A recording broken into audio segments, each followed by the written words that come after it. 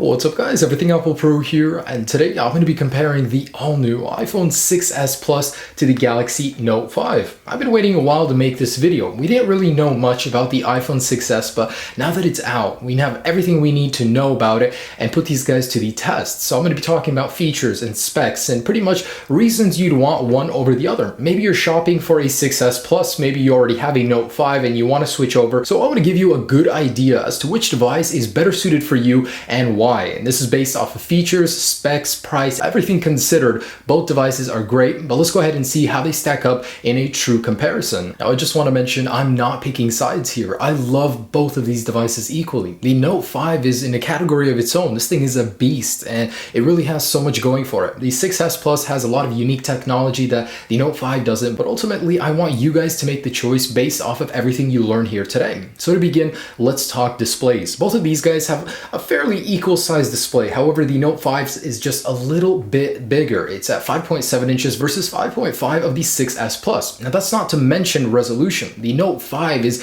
in a realm of its own. It has such sharp resolution, 518 pixels per inch versus a measly 401 of the iPhone 6s Plus. But both displays are great. However, you just got to give it to the Note 5. Samsung really knows how to make a killer display. This thing is AMOLED also, so it has very deep dark blacks while maintaining a beautiful vibrance and clarity. Now, as for materials, the iPhone 6s Plus uses a new dual ion exchange process for the display, making it twice as durable as the iPhone 6 Plus display. The Galaxy Note 5 uses Gorilla Glass 4, which in my tests has proven to be extremely durable. I mean, this is the material I would want on my device, and I'll be putting that to the test in my future drop test. Now, as far as design goes, the Galaxy Note 5 has glass on the front and rear. The iPhone 6s Plus just on the front, and it has a full aluminum shell made out of a new construction of aluminum 7000 used in the production of the Apple Watch, making it twice as tough as the 6 Plus. So that'll stand up better when dropping. Now, which device is more comfortable to hold and use one-handed? Certainly the Galaxy Note 5. It's a little bit thicker, so you have a little bit more to grip, and the curve on the back actually helps you get a firm grip on the phone, and it's a little easier to use one-handed. Not to mention that the software features make it easier to use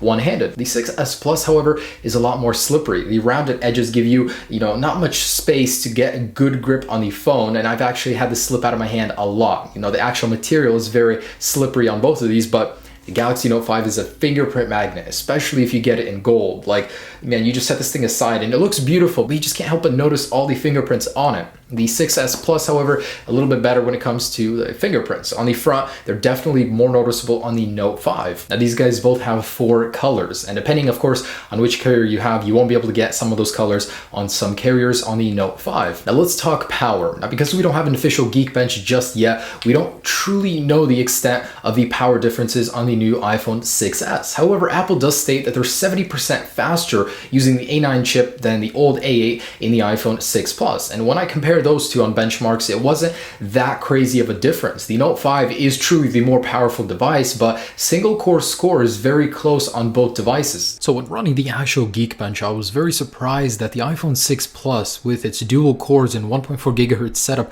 did so well at the single core score. And single core is what's used for most daily tasks. Dual core comes into play as well, but you're not really going to need 8 cores unless, of course, you're a power user and you need all of that. So even the 6 Plus did very well compared to the Note 5. The 6s Plus will do so much better though, and I cannot wait to put that to the test. But in terms of specs, the Note 5 truly looks beastly on paper, and the iPhone 6s Plus I'm sure will do very good because Apple does a very good job optimizing what little resources they do add. The 6s Plus 2 gigs of RAM, the Note 5 has 4. That's double of the 6s Plus. And when it comes to GPUs, I just wanted to mention that the Galaxy Note 5 uses the same GPU used in the S6 and S6 Edge. Those GPUs, the T760, were actually outperformed by the iPhone 6 Plus. Now imagine a GPU on the 6s Plus that's 90% faster. That means you're going to get even better performance and possibly beating this guy. Of course, I'll be doing a full comparison of that very soon once I do have both phones. So don't be discouraged by the iPhone 6s's specs. Apple's always, and I mean always, made such good use of what they do have. Now let's talk wireless. Galaxy was actually very proud of future-proofing their Note 5. If only they would act the same way with software updates. But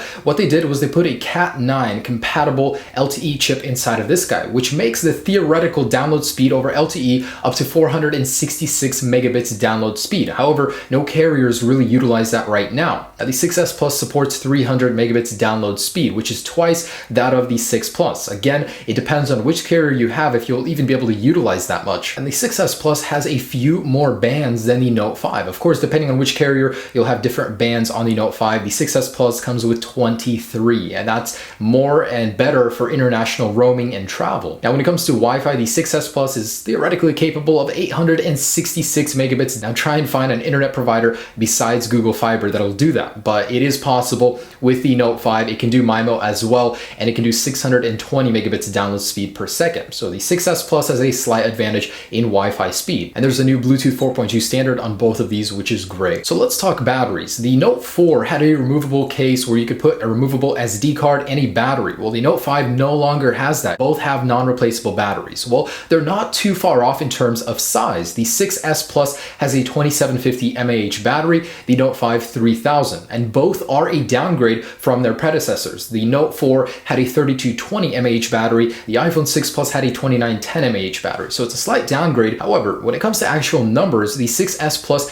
outperforms the Note 5 in both standby and talk time. We don't have any other specs for the Note 5, so when you're actually using these devices, even though the 6S Plus has a slightly smaller battery, it's better optimized to get better efficiency. Now, both devices have a low power mode. However, the Note 5, I gotta give it to them, they did wireless fast charging. You can charge this thing from 0% to 100 in just 2 hours, whereas the 6S Plus takes a lot longer to charge. I'd say between 3 to 4 hours. And I just want to mention that the Note 5 heats up like crazy.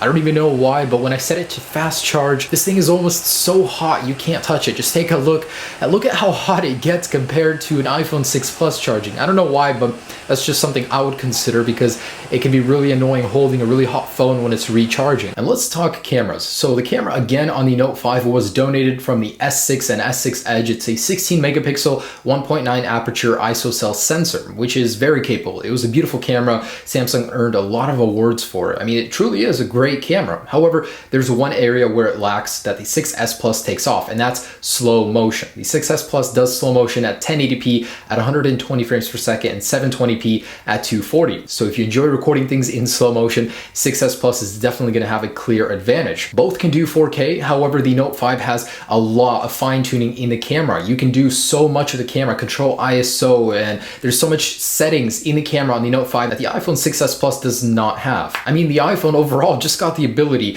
9 firmware versions later, I mean iOS 9, in order to control your resolution of your video. I think that's just ridiculous, but finally Apple's caught up with that at least. Now, what I don't like about the Note 5 camera is when you set this thing down on a table, it protrudes more, so you can rock it back and forth very easily. If you like setting your phone down and doing things on it, it's a little unstable on the Note 5. However, the 6S Plus, of course, does protrude still, it's just not as noticeable. Now, front-facing cameras, both are now at 5 megapixel, both wide angle, so Apple has done some good catching up. However, aperture is slightly lower on the Note 5, which could do better in low light situations. And Apple's still stuck at 720p. So what I did want to mention is that Apple actually introduced a new True Tone flash. They built a custom chip that they placed inside of the phone that flashes the display 3 times brighter than standard. So in Snapchat, if you flash it using a front-facing camera, it'll do 3 times brighter on the 6S. And it actually color coordinates the display depending on your surroundings to give you an even flash for your skin tone. So that's going to be a great feature,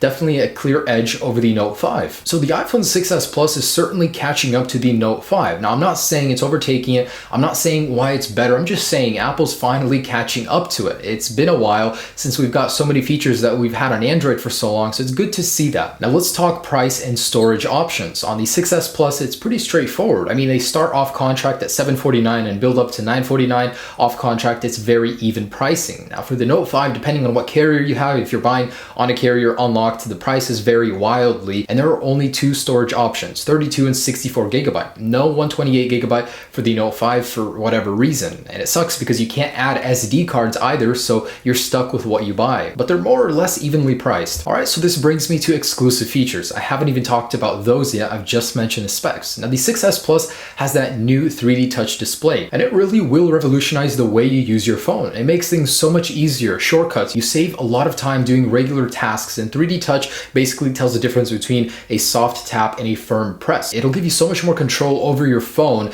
without cluttering up the display. That's something the Note 5 doesn't have. The 6S Plus features a new Touch ID sensor as well, so it's going to be a lot faster and less read errors than the Note 5s. Now, the iPhone 6S Plus also has a new haptic engine built in, so you're going to feel a lot more responsive when you actually touch a display. When you get notifications, you'll feel a much better and even vibration from that haptic engine. The iPhone 6S Plus, of course, has a True Tone flash that the Note 5 doesn't. It has a 128GB option and slightly faster Wi-Fi cap. And that's pretty much where the exclusives stop on the 6S Plus. There's really not much else I can say. I mean, the Note 5 has so much that the iPhone 6S Plus doesn't. And if you guys actually want to see me talk more in depth about this, I'll have a link down below in the description to how these really compare software side. But the Note 5 has a ton going for it. I mean, fast charging, wireless charging, that means a lot. To have your phone sit down and be fully charged in 2 hours, that's really impressive. There's also the S Pen, and this is something the iPhone 6S Plus does not have. This is really cool.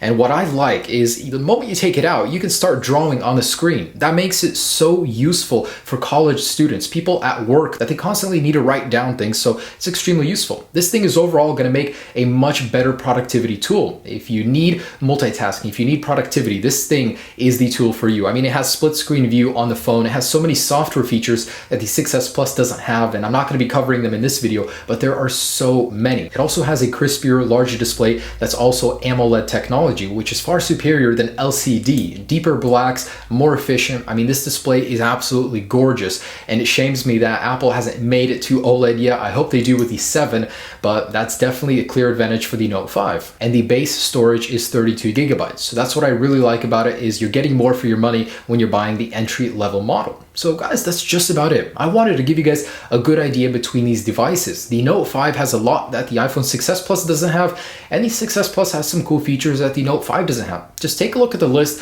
and consider what you guys need out of these devices. Which one is calling your name? Not everybody needs some of the features you might, and it really depends on your situation, what you need out of a phone. I really don't want to force my opinion on you guys, so hopefully this video did help you make that choice about which phone is better suited for you. Be sure to check out many of the other videos on my channel, in particular the durability tests. Both of these devices I have put through their paces, and the Note 5 truly is the more durable device. In fact, here's one of my survivors, and this one actually has the cracked rear glass. The glass is so much more durable in this guy. That's what I love about it. But anyways, guys, hope you did enjoy this video. Again, be sure to check out many of the other videos on my channel. Subscribe, as I will be releasing that full comparison very soon. Stay tuned for it, guys. Have a great day, and I hope I helped you guys make the right choice. Peace.